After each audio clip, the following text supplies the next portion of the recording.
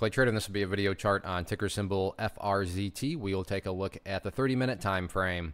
Real quick, what do I mean by 30-minute in case maybe you're new to charts? Instead of each one of these candlesticks here representing 1 day's worth of price action, which is what you would normally see, each one represents 30 minutes. So while this here may look like a few weeks worth of time, it's actually just the past couple of days broken down into 30-minute time slices.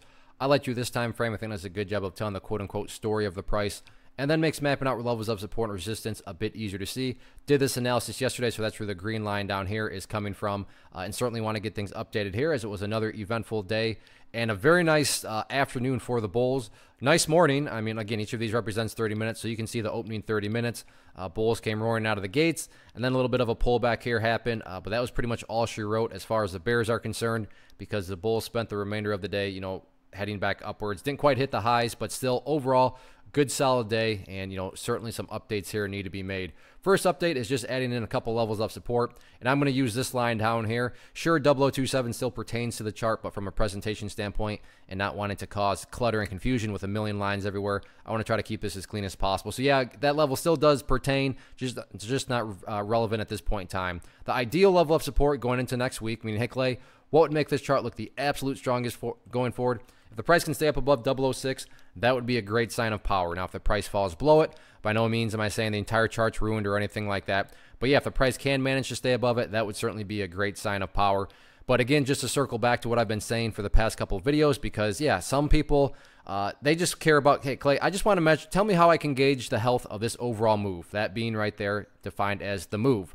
And as I've been saying, we'll continue to say, well, for those people that just want to care, kind of sit back and watch the general scheme of things, keep an eye on that purple line, the 50-period simple moving average, which is going to continue to, move upwards as time goes by. So for those of you that just want the simplistic way, the simple way to look at that, as long as the price is above that purple line going forward, then the bulls are in full control, full health, no questions asked. Now, what about areas of resistance? If this movement is going to continue building next week, where are some of these battlegrounds at?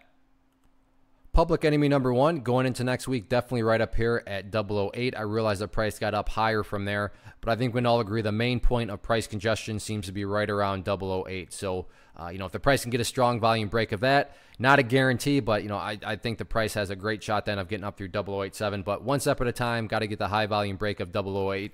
Any way you slice it, though, rough start to the morning, but the bulls certainly recovered very nicely. So we'll see if they can carry this momentum into next week or not.